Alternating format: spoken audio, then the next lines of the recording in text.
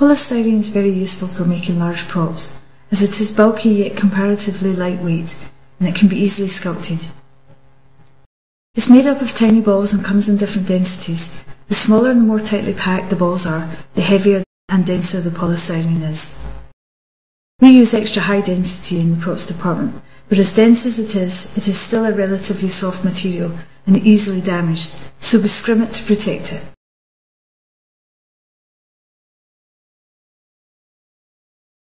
Muslin is perfect for scrimming. It's inexpensive and has an open weave which allows it to stretch on the bias, which is essential for scrimming curves. Glue penetrates muslin easily, and when it dries, the water evaporates, shrinking the fabric, leaving it taut and stiff. PVA glue can be a bit thick and gloopy. To make it easier to spread, add some water. Be careful not to add too much though. You don't want to dilute the strength of the glue by much. Be sure to mix the glue in the water thoroughly. Because the muslin is pale and the PVA and polystyrene are both white, it can be hard to see where you've been, so it can be really helpful to tint the mix. Powder paint is ideal, as the pigment is strong and it doesn't add any more liquid to your mix, although you can use any other water-based paint. Poster paint is favoured over acrylics or Roscoe's because it is much cheaper and less useful for other things. Another useful tip is when you are doing several layers of scrim, you can change the colour of your glue. This will show you how even your coverage has been.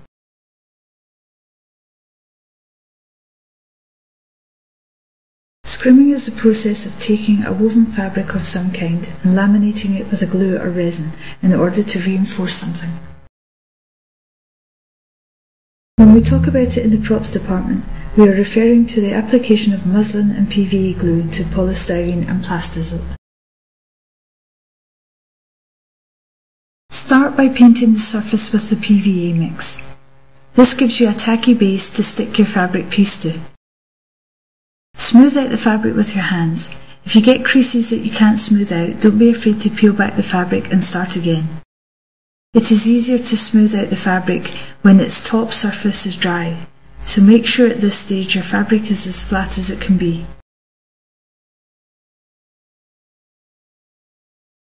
Once you've stuck down your square of fabric, take your brush and paint on the top layer of glue. Make sure you brush out towards the edges, taking care to get them all flat. It is important to get the surface and the fabric wet, but do not saturate it. It takes longer to dry and you run the risk of getting drips and runs.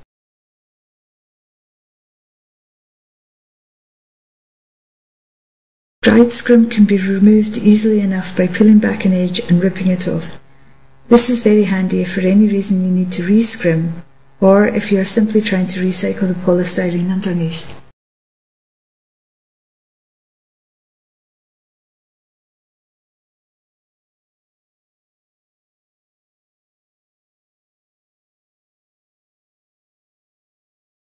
You can see here how the glue has hardened the fabric.